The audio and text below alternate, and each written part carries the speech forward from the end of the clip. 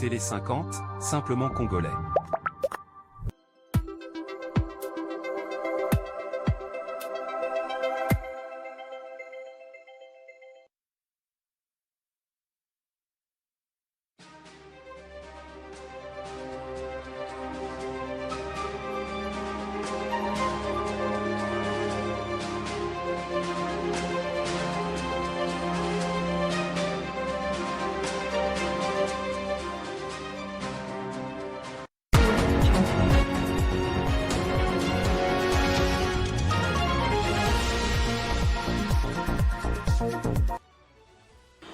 Au sommaire de ce journal, rentrée parlementaire mars 2026, les présidents des deux chambres du Parlement ont réaffirmé leur soutien au dialogue national dans le strict respect du cadre institutionnel.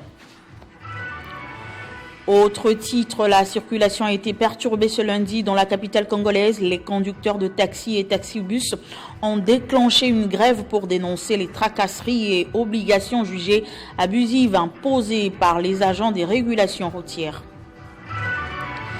Insécurité à Kinshasa, après le meurtre du bijoutier Freddy Ekofo, le ministre provincial de l'Intérieur a annoncé des nouvelles mesures visant à renforcer la sécurité. Les détails dans ce journal. L'info, c'est l'heure sur Télé 50. Bienvenue à tous. À la une de l'actualité, rentrée parlementaire, les députés nationaux et les sénateurs ont repris le chemin de l'hémicycle ce lundi, marquant l'ouverture de la session ordinaire de mars après 3 mois de vacances parlementaires. Cette session s'ouvre dans un contexte politique et sécuritaire particulièrement chargé. Dans son discours inaugural, le président de l'Assemblée nationale, Aimé Boji Sangara, a appelé à l'unité nationale dénonçant l'agression du Rwanda et ses complices de l'AFC M23. Prévue initialement pour le 15 mars, la session parlementaire s'est ouverte solennellement ce lundi 16 mars dans la salle des congrès du Palais du Peuple, réunissant les députés nationaux après leurs vacances parlementaires. Cette session s'est ouverte dans un contexte politique et sécuritaire particulièrement chargé, dominé par la persistance des violences dans l'est du pays et plusieurs dossiers majeurs à examiner. Dans son discours, le président de l'Assemblée nationale, Aimé Boji, a abordé plusieurs points clés. Au sujet du dialogue, il a réitéré l'engagement volontiers de l'Assemblée nationale à toute initiative des dialogues sur les sols congolais. Le discours inaugural du président de la Chambre basse du Parlement a été salué et commenté par les députés nationaux Gary Sakata Tawab, élu du territoire des Bagata dans les Kwilu, et Meshak Mandefou Mwela, élu des Kazumba au Kasaï central. Pour moi, cette session, le Parlement doit également accentuer son contrôle sur les questions prioritaires de la mobilité dans la ville de Kinshasa. Vous savez combien d'embouteillages il y a. Il faut que nous puissions trouver les moyens idoines pour juguler ou pour inciter le gouvernement à trouver des solutions idoines. Et moi, je pense déjà à une proposition de loi ou de mesures qui serait de nature à faire retourner pendant un temps bien déterminé, je dis bien un temps bien déterminé, la chicotte pour certaines infractions. Moi, personnellement, je viens de déposer une question orale avec débat adressée à Madame la ministre de l'ESU, de l'enseignement universitaire, parce que c'est très important, malgré la primaire est réservée à l'Assemblée plénière. J'ai reproché des moments importants dans mon interpellation. D'abord, la question de la perception des frais de quotité et autres prélèvements. Aujourd'hui, nous remarquons avec regret les fonds de l'État être dilapidés par les individus, la perception par les personnes non habilitées, en violation même des instructions en matière des finances. On rappelle dans son discours, le président Aimé Boji Sangara avait aussi appelé à l'unité nationale et à un engagement renforcé des institutions pour faire face aux multiples défis auxquels le pays est confronté. Il a consacré une large partie de son intervention à la situation sécuritaire dans l'est du pays, dénonçant l'agression perpétrée par le Rwanda et ses alliés du M23 qui occupent certaines localités stratégiques depuis 2025, notamment les villes de Goma et Bukavu. Rentrée parlementaire de son côté, le président du Sénat, Jean-Michel Samalou Kondé, a réaffirmé la disponibilité de cette Chambre à soutenir le dialogue national. Il a par ailleurs évoqué les défis sécuritaires et politiques auxquels le pays est confronté. À la Chambre haute du Parlement, plusieurs autorités ont pris part à la cérémonie d'ouverture de la session ordinaire de mars. Dans son discours, le président du Sénat a dénoncé la persistance des violences dans la partie est de la RDC, attribuée notamment à la rébellion de l'AFC M23 et aux rebelles ADF. Par ailleurs, Jean-Michel Sama Lukonde a salué les sanctions imposées aux responsables de l'armée rwandaise par le Trésor américain avant de rendre hommage aux forces armées de la RDC et aux Wazalendo, engagés avec courage et détermination en Ituri, au Nord Kivu et au Sud Kivu. Au-delà de l'Est, le président du Sénat a également tiré la sonnette d'alarme sur l'insécurité qui touche plusieurs centres urbains du pays, ainsi que certaines zones de l'Ouest. Sama Lukonde a souligné par ailleurs que le Sénat suit avec attention l'appel au dialogue lancé par le chef de l'État, Félix Tshisekedi, et réaffirme la disponibilité des élus à contribuer à cette initiative dans le strict respect du cadre institutionnel. Le Sénat accorde une attention particulière à l'appel au dialogue entre les Congolais dans le format annoncé par son Excellence Monsieur le Président de la République. Nous réaffirmons notre disponibilité à contribuer à cette initiative dans le strict respect du cadre institutionnel et dans l'intérêt supérieur de la nation. Face aux agressions et aux tentatives de déstabilisation de notre pays, dont notre pays est victime, le dialogue doit demeurer un instrument de consolidation de la paix, de renforcement de l'autorité de l'État et de préservation de la solidité des institutions. Sur le plan socio-économique, Jean-Michel Sama Lukonde constate qu'en dépit des efforts consentis par le gouvernement, notamment en matière de stabilisation du cadre macroéconomique, de consolidation des réserves de change et de régulation du marché des devises, la situation du pays demeure préoccupante. Dans la foulée, le président du Sénat a réaffirmé l'engagement de la Chambre haute du Parlement à doter la République d'un cadre législatif approprié, adapté au service d'une société plus juste, plus égalitaire et plus harmonieuse, dans la vision du chef de l'État, Félix Tshisekedi.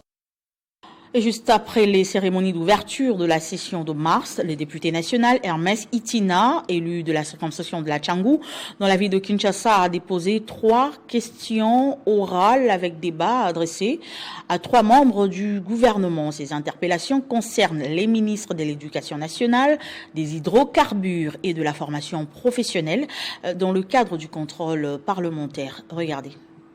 À l'occasion de la rentrée parlementaire de la session ordinaire de mars consacrée principalement au contrôle parlementaire à l'Assemblée nationale, le député national Hermès Itina Mayamba s'est illustré par une série d'initiatives visant à interpeller l'action gouvernementale. Élu de la circonscription électorale de Tchangou dans la ville de Kinshasa, ce parlementaire a déposé 3 questions orales avec débat adressées à 3 membres du gouvernement. Ces questions concernent respectivement le ministre de l'Éducation nationale, des hydrocarbures ainsi que celui de la formation professionnelle. Il était de mon devoir, en tant que parlementaire et dans le cadre de notre groupe parlementaire, de déposer 3 questions orales avec débat à Madame la ministre de l'Éducation nationale et Nouvelle Citoyenneté, à Madame la ministre des hydrocarbures et aussi à Monsieur le ministre en charge de la formation professionnelle. Comme vous le savez, le peuple congolais que nous représentons a des questions, se préoccupe sur son avenir, sur son développement, sur la qualité de la formation, même que nous donnons à nos enfants, à nos jeunes, pour qu'ils soient utiles au processus de développement de notre pays. Alors c'est ainsi que nous avons pris ces initiatives de contrôle parlementaire afin d'appeler les ministres à venir répondre devant la représentation nationale avec ses moyens de défense en vue d'éclairer, n'est-ce pas, notre lanterne afin de comprendre la manière dont ils sont en train de mener, chacun en ce qui les concerne, la politique du gouvernement dans leur secteur. À travers ces démarches parlementaires, les députés Hermès Itina Mayamba entendent obtenir des éclaircissements sur la question de ces secteurs clés et pousser les gouvernements à apporter des réponses concrètes aux préoccupations de la population. La session de mars étant traditionnellement consacrée au contrôle parlementaire, ces initiatives s'inscrivent dans les cadres du contrôle constitutionnelle de l'Assemblée nationale, qui consiste notamment à contrôler l'action du gouvernement et à veiller à la bonne gouvernance des affaires publiques. Les débats qui suivront ces questions permettront aux représentants du peuple d'examiner en profondeur les politiques publiques mises en œuvre dans les domaines de l'éducation, des hydrocarbures et de la formation professionnelle. 3 secteurs stratégiques pour le développement du pays. Dans l'actualité également, Modeste Bahati-Lukwebo reconduit à la tête de l'AFDC pour un mandat de 5 ans. L'Alliance des forces démocratiques du Congo, parti membre de l'Union sacrée de la nation, a encore respecté son rendez-vous avec l'histoire en organisant son 4e congrès le 15 mars dernier. C'est la salle de fête de l'hôtel Béatrice située dans la commune de la Gombe qui a servi de cadre à ses assises. Sur base de ce bilan largement positif, dans une ambiance démocratique, le Congrès a décidé, après débat, de les reconduire à la tête du parti pour un nouveau mandat de 5 ans. Qui soutiennent la motion de la reconduction du président national statutaire. Ceux qui sont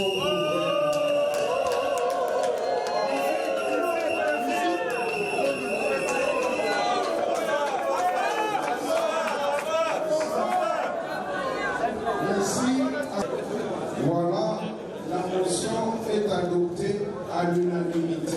Merci. S'exprimant à cette occasion, l'autorité morale de l'AFDC a fixé les priorités de ce nouveau quinquennat, notamment la poursuite de l'accompagnement des actions du chef de l'État Félix Tshisekedi, autorité de référence de l'Union sacrée de la nation. Je voudrais à cette même occasion vous dire que je ne vous décevrai pas, je continuerai à servir le parti, je continuerai à servir l'Union sacrée de la nation, je resterai toujours derrière le chef de l'État, son Excellence Félix Tshisekedi. Je continuerai à servir le peuple congolais pour que nous puissions briser le paradoxe d'un pays immensément doté de ressources naturelles, mais dont le peuple croupit dans des difficultés énormes. Et donc nous allons ensemble nous battre pour transformer la société congolaise, et c'est l'un des objectifs qui sont consignés dans notre projet de société. Par ailleurs, la FDC entend aussi poursuivre la digitalisation de son administration interne tout en encourageant les investissements et les initiatives entrepreneuriales. Notons que l'événement a été marqué par la présence de plusieurs invités d'honneur et représentants des partis membres de l'Union sacrée de la nation. En sécurité à Kinshasa, après le meurtre du bijoutier Freddy Ekofo, le ministre provincial de l'Intérieur de Kinshasa, Thierry Chitenge, accompagné du commissaire divisionnaire provincial de la police nationale congolaise, Israël Kantou, a effectué une descente sur le lieu du drame afin de s'imprégner de la situation. Ils ont annoncé de nouvelles mesures visant à renforcer la sécurité. Et vous êtes sans ignorer tous informés de la situation qui s'est passée le samedi dernier à Yolo, où on a perdu un être cher à une famille, un père de famille, qui s'est fait tuer comme un chien dans la rue, simplement parce qu'il y a de l'insécurité en ce moment. Et la police est déjà sur la piste de ces malfrats. Et sur demande du VPM, le vice-premier ministre de l'Intérieur, qui nous a carrément demandé de nous rendre sur le lieu et de nous imprégner de la situation et avoir en plus d'autres versions de faits. Et nous l'avons fait aujourd'hui. Croyez-moi, nous avons plusieurs éléments qui se sont ajoutés dans ces enquêtes et nous promettons à la population que d'ici 48 heures, nous aurons certainement une suite qui sera vraiment à mesure de nous mettre sur une bonne piste afin de mettre la main sur ces malfrats. Voilà ce que je pouvais dire aujourd'hui. Et nous avons quand même rendu visite à la famille aussi pour leur consoler et dire un mot de condoléances à cette famille qui ne méritait surtout pas à perdre un être si cher, un responsable. Et c'est la raison pour laquelle d'ailleurs, je vous le dis, moi personnellement, en tant que révolté, je me mettrai vraiment derrière cette histoire pour qu'afin que justice soit faite et qu'on puisse mettre ces malfrats hors d'état de nuire. Et nous sommes sur de bonnes pistes en ce moment. Donc vraiment, je ne sais pas, la population, soyez vraiment prudent, surtout dès lors qu'il y a une information à rajouter, pensez-y, nous en avons vraiment besoin. Nous avons besoin des informations pour finalement mettre fin à cette situation.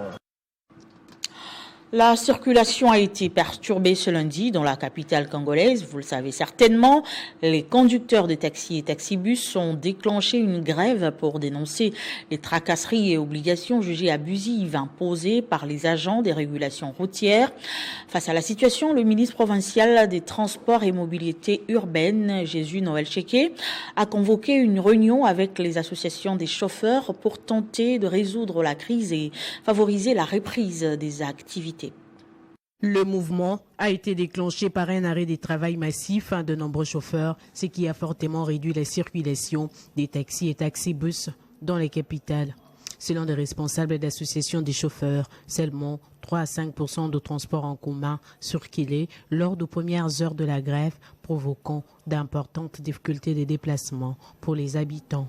De nombreux Quinois ont été contraints de marcher sur de longues distances, se tourner vers les mototaxis ou attendre longtemps pour trouver un véhicule.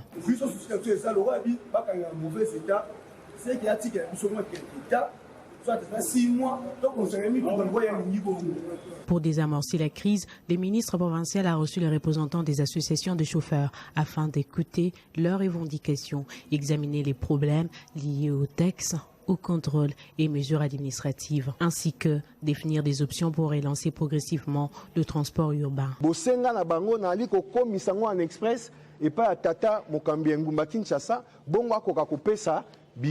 Cette concertation vise à éviter la paralysie de la capitale où le transport en commun est essentiel pour les déplacements quotidiens. Objectif, reprise rapide des activités. Biso en tant que bakambi na bakumbi mituka toyaki komona mokonzi ya transport ya ville ya Kinshasa nde to soloyi na ye to exposer ba problème nyonso oyo tozanango. Na mokolo lelo mokonzi ya ville ya Kinshasa a lobby et que la décision a eu déjà yango oyo auti koloba déjà et tozali ko senga na bakumbi mituka bazongela musala na bango normalement sololi na mokonzi makambo mingi ya pesi biso ba espoir ebele nazo senga na ba chauffeur nyonso tu obozolanda biso lobi na nzela tobima tobula ndenge tobulaka. À l'issue de la réunion, plusieurs pistes ont été envisagées pour calmer les tensions entre chauffeurs et autorités, clarifier certaines mesures du ministère et encourager les chauffeurs à répandre la route afin de rétablir la mobilité dans les villes. Et juste après, les conducteurs de taxis et taxibus ont échangé avec Gaston Foumou-Tchaba, président du parti G4, qui a toujours milité pour la réduction des nombres des taxes. Comme vous pouvez voir, les maillots jaunes ne sont pas là. J'ai fait allusion au bus. Kinshasa s'est réveillé ce matin sans transport et les Quinois se sont mis pour la plupart aux exercices physiques, marathon, pour atteindre leur lieu de travail. Cause, grève sauvage des conducteurs de taxis qui décrient le mauvais traitement qu'ils subissent de PCR et différents agents commis au contrôle des véhicules sur la voie publique d'un côté et de l'autre côté, la multiplicité des taxes. Voilà, les associations des chauffeurs ont pris pour cible le parti politique G4 de Gaston Foumou-Tchamba, l'unique politicien des proximités qui milite aux côtés de la population quinoise et congolaise pour obtenir la suppression des taxes pour l'épanouissement des activités économiques et la relaxation des populations congolaises dans différents secteurs.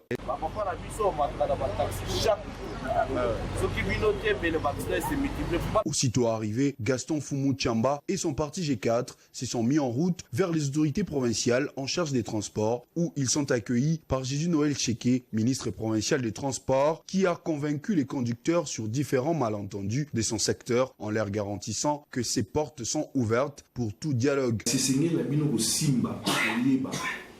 L'État azali moyini ya peuple. L'État azali wana pona ko améliorer conditions de vie où il y a biso de fanda.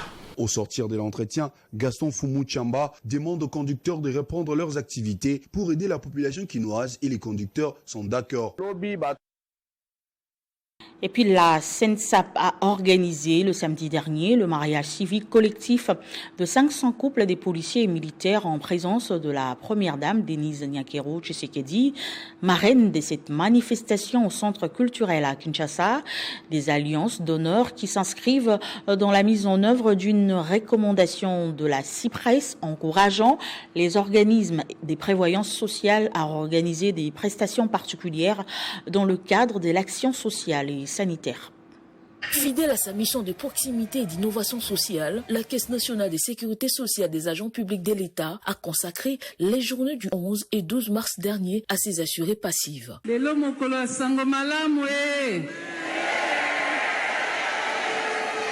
Dans le cadre du mois dédié aux droits des femmes, l'institution a ouvert ses portes exclusivement aux femmes retraitées pour 2 jours d'échanges intenses. Placées sous les thèmes action sociale et sanitaire, ces journées ont permis de mettre en lumière une branche bonus de la SENSAP, souvent méconnue mais capitale. L'animation de l'activité a été brillamment assurée par Madame Tinan Dembès, chef des services centraux d'appel, issue de la direction d'exploitation, qui a su édifier les participantes sur les mécanismes de prise en charge et les services spécifiques offerts par la Caisse. L'action sociale et sanitaire constitue une exigence fondamentale de l'Association internationale de sécurité sociale. En bon élève, la SENSAP s'inscrit pleinement dans cette dynamique en mettant en œuvre depuis 3 ans cette branche complémentaire. La cérémonie qui nous réunit aujourd'hui dépasse largement le cadre d'une simple célébration matrimoniale. Elle traduit une volonté politique claire de renforcer la protection sociale des familles de ceux qui consacrent leur vie à la sécurité et à la stabilité de notre pays. Cette branche vient s'ajouter aux prestations classiques telles que les pensions, les risques professionnels et la rente des survivants. Pendant ces 2 jours, la salle polyvalente du siège de la SENSAP à Kinshasa a vibré dans une ambiance chaleureuse et studieuse. Le management de la Caisse réaffirme ainsi son engagement, celui de traiter les femmes retraitées non plus comme des simples bénéficiaires, mais comme des partenaires à part entière. Et dans le cadre des activités du mois de la femme, les autorités provinciales du Haut-Katanga ont rendu hommage aux veuves, épouses et au personnel féminin de la police et de l'armée. La cérémonie, présidée par le gouverneur intérimaire Martin Kazembe-Choula à l'université de Lubumbashi, a salué le courage et la résilience de ces femmes engagées aux côtés des forces de défense et de sécurité pour la paix et la stabilité du pays. C'est une effervescence totale qui a vécu à l'entrée du gouverneur intérimaire du Haut-Katanga, Martin Kazembe-Choula, qu'accompagnait le président de l'Assemblée provinciale, Michel Kabwe-Mwamba, et la ministre provinciale du genre, Valérienne Mumbaki-Boko, dans l'amphithéâtre Kalaba-Mutabusha, à l'occasion de la cérémonie d'hommage, ce lundi 16 mars 2026, aux veuves, épouses et personnels féminins de la police et de l'armée, dans le cadre des activités liées au mois de la femme. Organisée par le ministère provincial du genre sous le patronage du gouverneur intérimaire selon la vision du chef de l'État, cette journée avait pour objectif de rendre un hommage mérité à cette catégorie de femmes dont le rôle est souvent discret mais essentiel pour notre nation. Étaient présents à cette manifestation les députés et ministres provinciaux, le Conseil provincial de sécurité et plusieurs autres personnalités politico-administratives et militaires. Plusieurs allocutions ont été prononcées à cette occasion. Les intervenantes, dont la représentante de PMF, de la police et la présidente de l'association des épouses militaires, ont toutes évoqué le rôle essentiel que joue la femme militaire et policière dans la société en saluant les efforts fournis par le gouverneur dans l'accompagnement de la police et de l'armée, notamment l'assistance en vivres aux hommes en uniforme déployés à Mitwaba et son engagement à soutenir les actions menées en faveur de la femme dans le Haut-Katanga. Le commandant de la 22e région militaire, le général de brigade Edi Kapindirung, a demandé à ces femmes de demeurer cette force pour leurs hommes qui se battent au front afin de préserver la paix à travers le pays. Il a également remercié le chef de l'État pour la considération qu'il accorde à ces femmes dans l'organisation de cette journée. Les femmes de toutes les confessions religieuses de la RDC en général et en particulier celles membres du Front des indépendants pour la démocratie chrétienne, plateforme de la gouverneure du Lualaba Fifi Masuka Saini, se sont réunies dans une prière en mémoire des femmes de l'Est victimes de l'agression rwandaise. Cette rencontre spirituelle traduisait une solidarité féminine à Kinshasa en faveur de la femme des zones sous contrôle des rebelles et victimes d'actes de violence. Deux femmes de toutes les confessions religieuses de la RDC, aussi du Front des indépendants pour la démocratie chrétienne, implorent le Tout-Puissant pour le retour de la paix dans l'Est de la RDC. Animé par frère Patrice Ngoï Moussoko ainsi que la sœur Laure Mbongo Divan, Dédé Mopassa, président intérimaire, Madame Yvette Angoussi Xanga, a placé le pourquoi de cette journée de prière en faveur de la femme de l'Est du pays. Nous sommes réunis dans ces chapiteaux pour unir nos voix afin de prier pour les femmes de l'Est de la République démocratique du Congo. Ces femmes souffrent, qui sont meurtries, violées et nombreuses devenues veuves suite aux atrocités commises par les rebelles de l'AFC, par M23 et le Rwanda. Ces femmes qui devaient s'atteler aux travaux des champs, éduquer leurs enfants, s'occuper de leur famille, sont poussées à inhérence. Organisée sous le haut patronage de Fifi Masuka Saini, gouverneur du Lualaba et autorité morale, cette activité entre dans le front chrétien aussi la vision du président Félix Tshisekedi pour mettre fin à l'agression rwandaise sur le sol congolais, dont la femme reste parmi les principales victimes. Et puis le gouverneur et gouverneur intérimaire du Olomami, Mwenze Wakadilo, a lancé ce lundi les travaux d'élaboration du rapport sur la reddition des comptes exercice 2025, appelant les experts à un travail de qualité. Conformément aux dispositions pertinentes de la loi sur les finances publiques en République démocratique du Congo, la salle Pabampi, Lodge de Kamina, abrite les assises sur l'élaboration du rapport sur la reddition des comptes exercice 2025.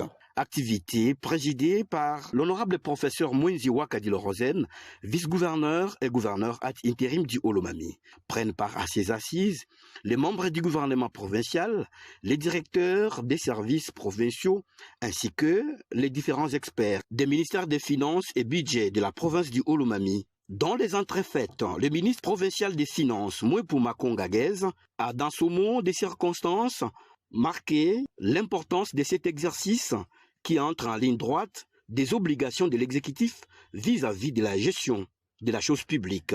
L'honorable professeur Moïse Wakadilo Rosen, gouverneur ad intérim du Olomami, a ouvert ses assises espérant des travaux de qualité à l'issue de ces 5 jours. Madame la directrice provinciale des Trésors et Ordonnancement ad intérim Henriette Wembo Nyama a présenté les différentes étapes de cette cérémonie.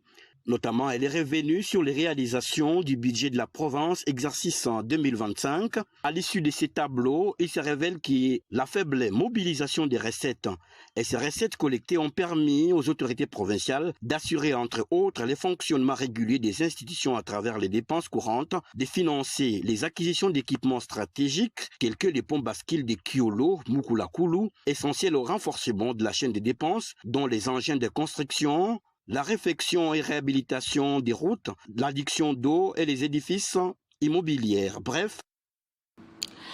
Le mois de mars, le mois dédié à la femme, c'est aussi une occasion de parler d'un fléau qui agit en sous-main au foyer, au travail, une condition que beaucoup de femmes traversent en silence sans oser l'extérioriser, la dépression. Pour pouvoir l'affronter, des femmes ont été réunies lors d'un rassemblement dénommé Expérience et Solidarité Féminine de l'ONG La Maison de Grâce. L'événement a rassemblé plus de 400 femmes à Kinshasa. C'est un reportage de Gaëtan Koubabourandi. Pour une première édition, celle-ci a été une grande réussite, un véritable succès au regard du nombre de participantes qui y ont répondu présentes. L'initiative Expérience et Solidarité Féminine contre la dépression vise à libérer la parole autour d'un fléau qu'il est parfois difficile de nommer.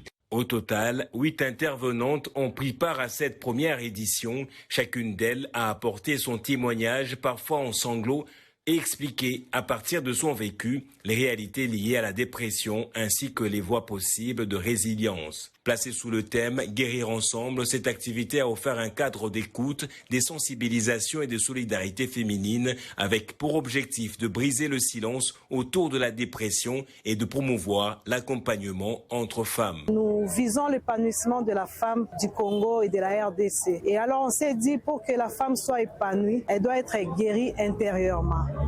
C'est pourquoi nous avons réuni les femmes aujourd'hui. Nous voulons que les femmes s'expriment, nous voulons que les femmes parlent, nous voulons surtout que les femmes se dégagent.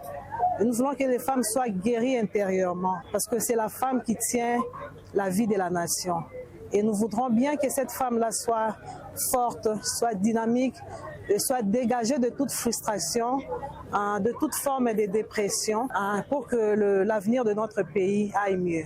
Au cours de cette rencontre, une allocution a été lue par l'une des organisatrices. Dans son message, elle a mis en lumière la quintessence de cette journée tout en informant le public sur l'idée motrice ayant conduit à la création de cette structure. Aujourd'hui, cette rencontre se fait du bien, plus simple qu'une conférence.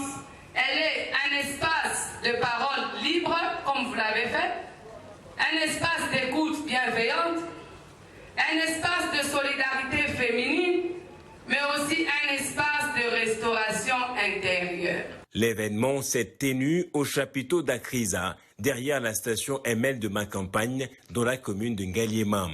Elle a réuni plus de 400 participantes. Elle a été marquée par plusieurs interventions axées sur le partage d'expériences et l'encouragement mutuel. Et puis le terrain Méfé, dans la commune de Lemba, a connu une mobilisation populaire exceptionnelle où plus de 10 000 citoyens se sont rassemblés pour écouter l'intervention très attendu d'un haut cadre de l'UDPS, Peter Kazadi, dans une atmosphère électrique marquée par les applaudissements et une forte présence de la jeunesse. La foule a réservé un accueil triomphal à l'ancien ministre venu partager sa lecture de la situation politique et institutionnelle du pays. Rwanda azana barele na ye awa na kata Kinshasa ebele bazasima ba parti politique. Prenant la parole sous les acclamations, Peter Kazadi a d'abord abordé la situation sécuritaire dans l'est de la République démocratique du Congo, dénonçant ce qu'il a qualifié des complicités internes ayant par le passé facilité l'ingérence étrangère dans les affaires du pays. Il a appelé les Congolais à faire preuve de patriotisme et de vigilance, estimant que la défense de la souveraineté nationale constitue un devoir collectif.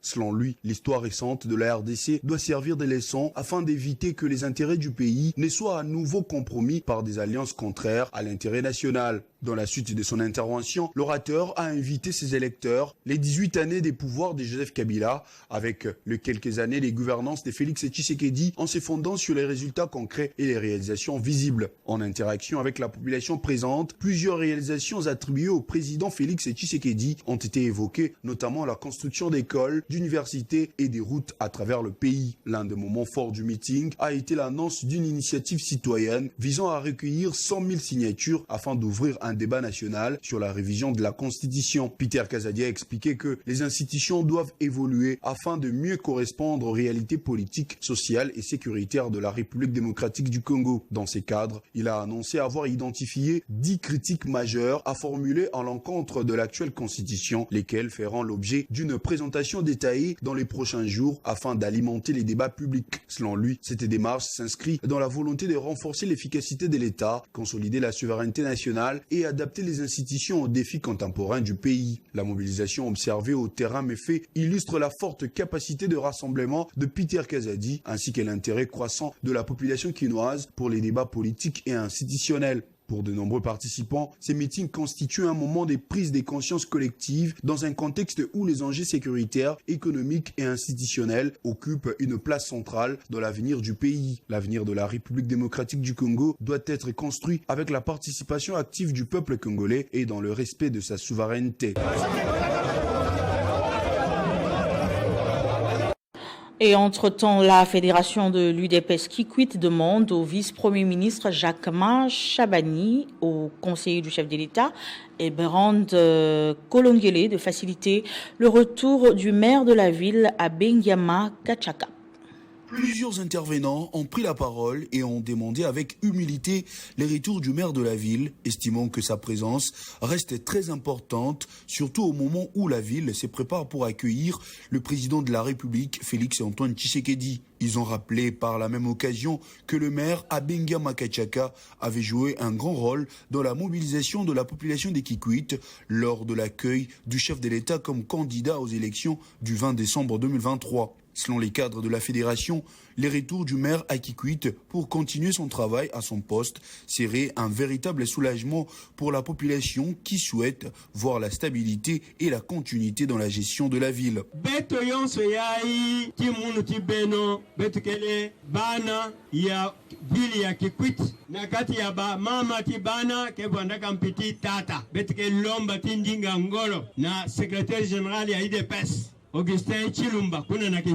Les mamans ont plaidé avec humilité auprès des autorités nationales afin que tout soit mis en œuvre pour faciliter les retours du maire de la ville des Kikwit à Abengama Kachaka. Na VPM Jacquemin Chabani Loko bete na kolomba diaka na son excellence le haut conseiller ya chef de l'État en matière ya sécurité Eberan Kolongel et Cachemire Bolosadiso. La population de la ville des Kikwit reste mobilisée pour les retours de leur maire, c'est lui qui a su s'engager pour leur bien-être quotidien à Abengama Kachaka. Et pour finir, le rassemblement des jeunes patriotes mise sur l'autonomisation des femmes. Le week-end, le RGP a lancé le prix Mwasi Yalokumu, une activité organisée sous le thème des droits et de l'indépendance durable des Congolaises.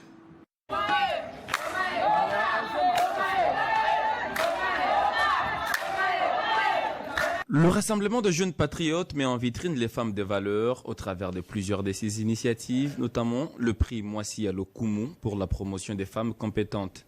Dimanche à Kinshasa, une rencontre d'Inzango a opposé les mamans du camp Onatra à celle des Kingabouandanu dans la commune des Limété. Cette rencontre s'est soldée sur le score de 64 contre 40 en faveur des mamans de Kingaboua.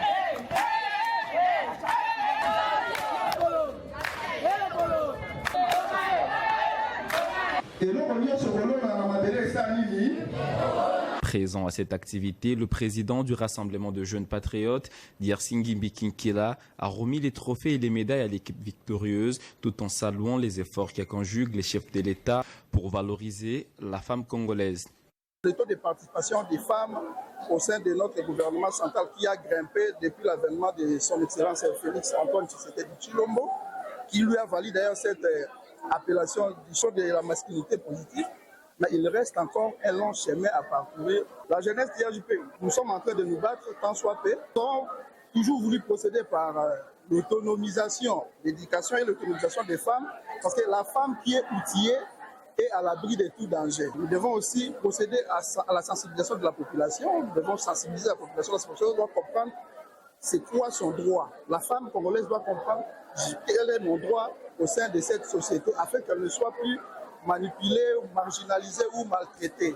Après les loisirs, place aux choses sérieuses et la journée s'est poursuivie par une conférence débat sur l'entrepreneuriat au féminin et l'autonomisation. Les trois panélistes ont discuté sans embâche autour de la planification familiale. Cerise sur les gâteaux, le président du rassemblement de jeunes patriotes va distribuer les pagnes à plus de 500 mamans pour confirmer son engagement sur la promotion des droits de la femme qui fait partie de ses priorités nationales. Voilà qui met fin à ce journal. Place au rappel du titre. Rentrée parlementaire mars 2026, les présidents des deux chambres du Parlement ont réaffirmé leur soutien au dialogue national dans le strict respect du cadre institutionnel. Autre titre, après la grève, les chauffeurs de transport en commun ont été appelés à reprendre le travail à partir de ce mardi après une réunion entre les autorités provinciales et les représentants des chauffeurs. Insécurité à Kinshasa, après le meurtre du bijoutier Freddy Ekofo, le ministre provincial de l'Intérieur a annoncé des nouvelles mesures visant à renforcer la sécurité dans la capitale congolaise. Merci de votre attention soutenue et surtout restez fidèles au programme de Télé 50. Je vous retrouve très prochainement avec le même plaisir.